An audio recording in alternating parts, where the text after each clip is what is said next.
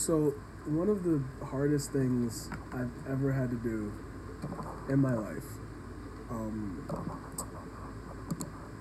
is become a social media person. Now, I was just 20 seconds into the video and you're like, what is this going to be about? I'm tired of making things about things. I just want to talk. So, if you're not here to vibe, then peace out. I feel like the worst thing I was ever told when I was a starting YouTuber was that everything that you give to the camera, you'll never get back for yourself. And the reason why it was the worst advice that I could have ever been given is because it felt ingenuine at the time. It felt like I wasn't being told the other side of it. You know, I could sit here for hours and tell you about the monetization part of YouTube, the metrics of Instagram. I could tell you like, oh, I have to post these hashtags at certain points to do this, to do that. And like none of it feels human to me anymore. And that's why I think that advice was the worst I was ever given. Because I feel like my entire life, all it's ever been for a lot of us is just regurgitate. Like, at no point or time did I ever feel like I was in control of the answers that I was given, or I was giving to an audience. You know, let it be about exams or let it be about life, you know. How does it feel being a minority in the city, and how does it feel being black in America? And it's like all of it just feels so force-fed, like so many answers, just so many things that are just like force-fed for you to reply to. Like, you have to live up to this. You have to live up to that.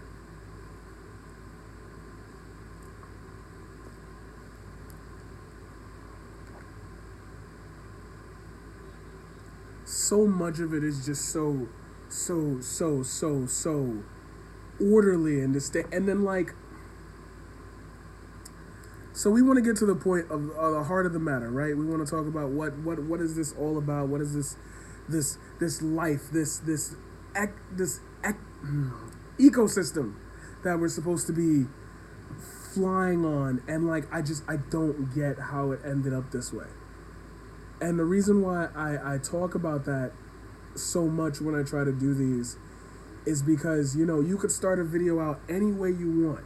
And even that is formatted on metrics. Who's going to see it? Is this going to reach the right person? I have to, like, care about the message before I've created the video. And there are so many people who are in charge of that. And they don't get to see when you have to put your friends in the grave. They don't get to see the effects of advertising and suicide. They don't care about that. Suicide rates are going up. That means we have to market differently. And it's like, how do you go home? How do you go home at night?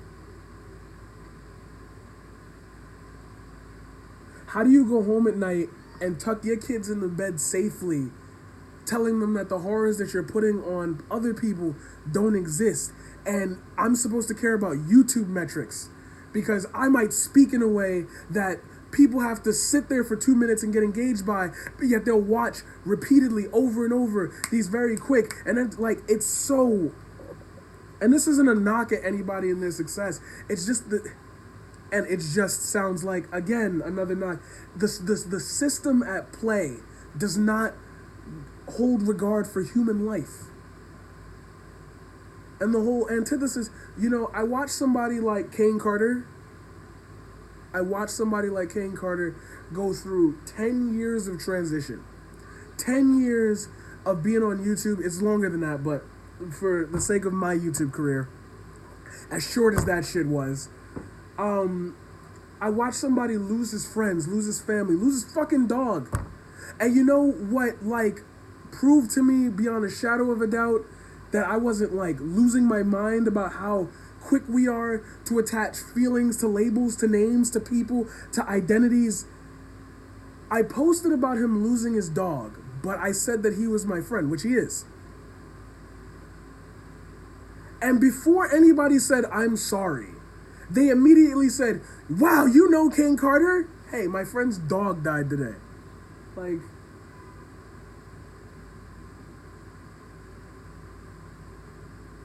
I don't know. I just, I've been to funerals before.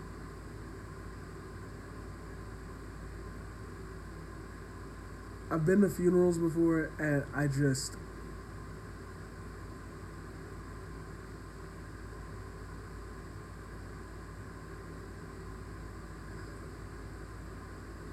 and nothing on this planet will train you to respond to it.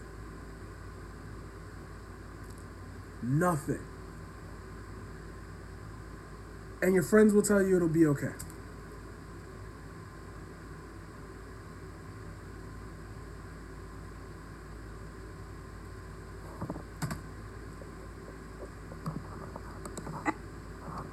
After carrying your dead dog in your arms, after having niggas that you known for 19 plus years call you trash, after seeing another person graduate, my shit's steady.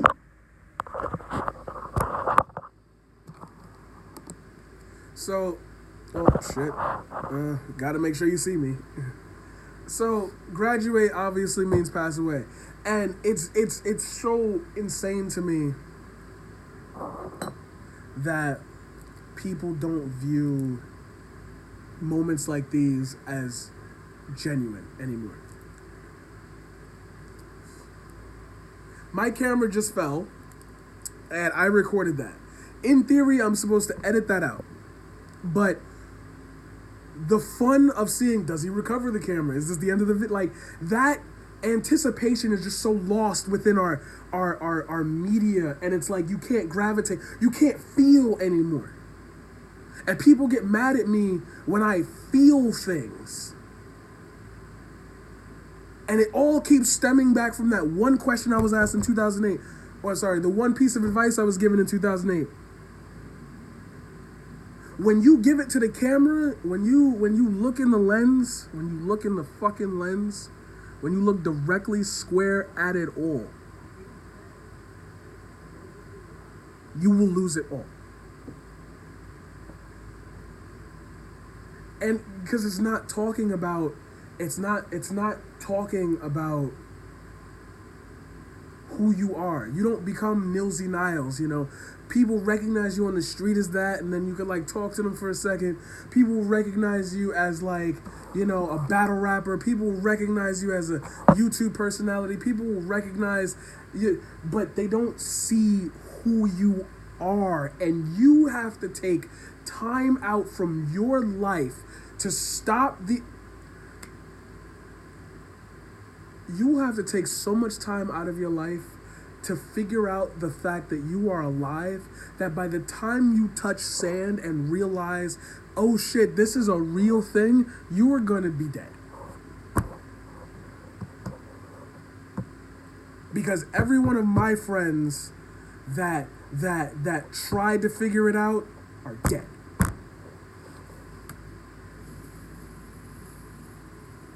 I continue to love people who come from homes that have not repaired from death.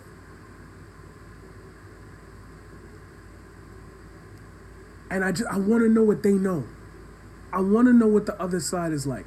I want to know what they know. I want to know what the other side is like.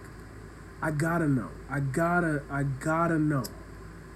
I gotta know. I don't care about my looks. I don't care about my friends. I don't care about my money. I don't care about anything but the few people that have looked out for me for the past couple years, making sure their families is good. I will do anything to know what they know. To know what the next step is.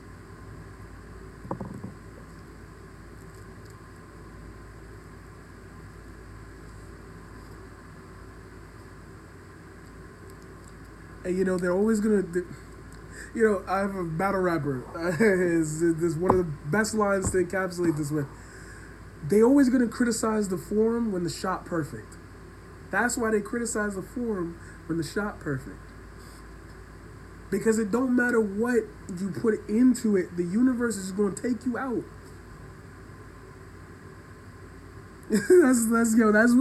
That's what suicide lines should. Yeah, that's a fact. That's what suicide lines should be like. Suicide, just hang in there, cause life going to take it from you anyway. So why not do everything in your power to want to be here today, because life is going to take it from you anyway. If its whole goal at the end of the actual end is to end your existence, you do not feel, you do not think, you do not have senses, then do everything in your power to make every day as bearable as possible and have fun doing it. Because literally nothing on this universe asked you to live, and yet somehow you will meet someone, or you'll have a conversation, or you'll be in front of a fucking live audience, and eventually you will be able to tell them, if it weren't for all of those coincidences that I thought I didn't deserve to live, me and you wouldn't be talking now. And that's who the message is supposed to reach. And it takes people 12 minutes to get to that. Sometimes it takes people 3 minutes to get to that. I just wish that I knew people, or I knew more people who had the courage to get the other people to not make the decisions to lose themselves early.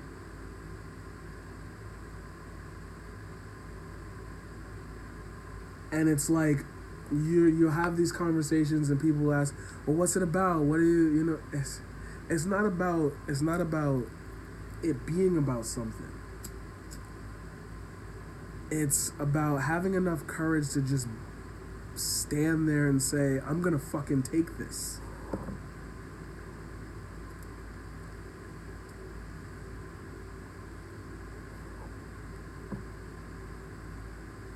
I'm gonna take this, and I need to be able to say this to myself.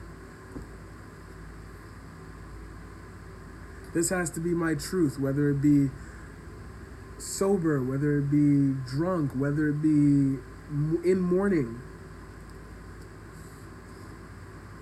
My truth has to be the same. It has to continue to be the same, and that is that I must do something. So why would I want to do something where I give myself away to the audience? You control what I do now. For those of you who say I don't like to stay on topic, it's always been about that question, that piece of advice. I'm always going to think about it as a question. It was phrased to me as a question. I'm giving it to you as a piece of advice. That's why I keep making that mistake. But the question was, are you willing to give yourself up for fame? And I know that's a Twilight era question, but that was what was posed to me. And it wasn't said in that many words. It was just easier to paraphrase it like that.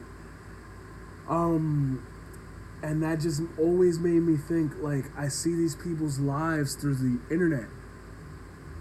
And am I willing to do that? Am I willing to give my life to the internet? Is that what that question was that whole time? Are you willing, not like sell your soul to the Illuminati, but like, are you willing to give yourself up to an audience that is not dependent on you? You are literally I'm putting my fate in your hands. And people have told me, before, thanks to your words, I didn't commit suicide, or like, you're a reason I stick around. And I'm like, you don't understand how the gravity of that, like, even just the word I love you to someone has like such anchorage.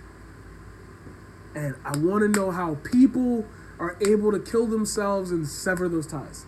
Because that means you gotta have control over this shit. You gotta have control over this shit.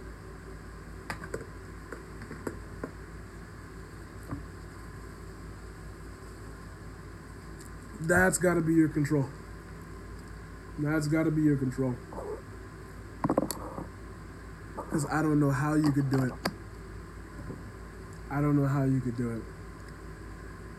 it's a parallel. You know, I've had I'm clearly talking about people I've had close to me commit suicide, and sorry, and and you think about like all the people that like, yo, there was a cat. I love this cat, yo. I swear to God, I love this cat. There was a cat. Oh man. I forgot the fucking cat's name. I don't think the cat had a name. I think it was just grandma's cat. Fucking grandma's cat, yo. This shit would be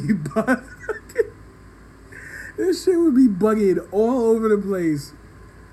And like it would shit wherever, it would piss wherever. It was finally learning how to be potty trained around the time that grandma passed away. I think.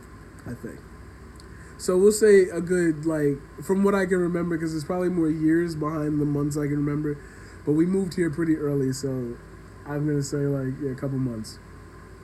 Shit felt like ages. Those felt like years. See, I don't want to go into poverty and, like, little struggles like that, like, build you differently than the kid who just had Christmas every year to start. Like, there's so much on that. But... Yo, God rest his soul. God rest that poor cat's soul. I treated that shit. I treated that cat like shit. I was fucking... Had to have been 3, 4... I want to say... No. Even when we got back from when we started living here. So I can say like 7, 8. I don't think I stopped going to my grandma's house till I was like... in 5th grade, I want to say. I think by 6th fully, I had like separated from that. I had no antithesis of what grandmothers were, or like my dad was so disconnected from his mother. Like, anyway, that cat, emotional trauma. That's how you process it. That cat, all it wanted to do was be loved, and you could tell like. Even though it did not trust me at all because I would treat it like shit, that cat loved me. I was the youth. You could tell it wanted to protect me. It would not let people come near me. I wouldn't even notice that shit. Like, I thought it was being territorial against me. But no, it would like create a barrier around and like stay near me. Like, that's how I used to interact with the cat so much. And like, the cat would never sleep on grandma's bed, but he would always sleep on mine. And I always found that shit to be so fucking annoying.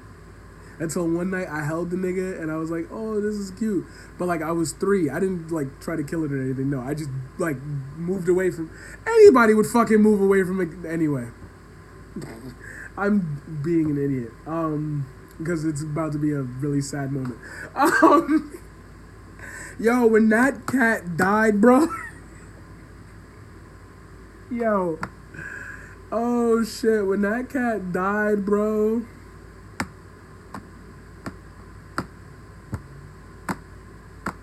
when grandma died, I couldn't even fathom, because I just, not having a mom and then not having a grandma, that shit felt like in succession. That shit, like, it was supposed to happen.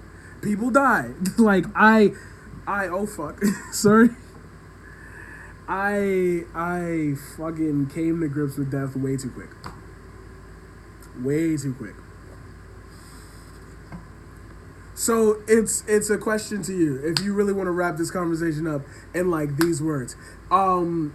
Is giving yourself away to an audience your own permanent death, or are you giving yourself away to live beyond that?